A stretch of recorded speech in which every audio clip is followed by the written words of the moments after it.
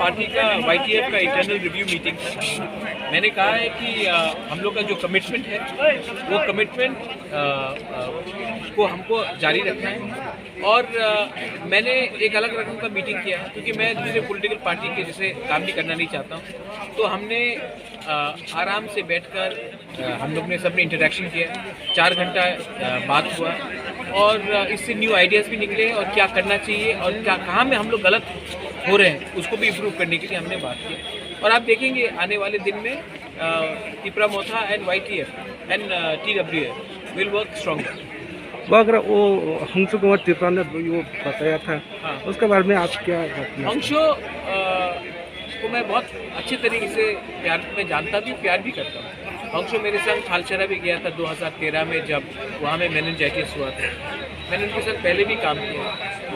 हंसो के खिलाफ मैं कुछ नहीं बोलूँ, मैं सिर्फ ये बोलना चाहता हूँ कि चाबी कोई और लगाता है और बात तिपरासा करता है।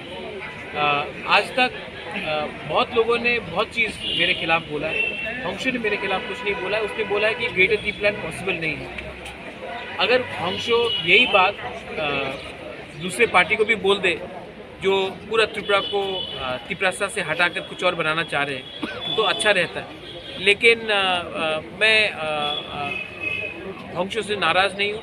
हंसो का जो थिंकिंग है वो उसके बॉसेस उनको बोल रहे हैं कि क्या आप बोलने के लिए, वो उसका दिल का बात नहीं बोल रहा है।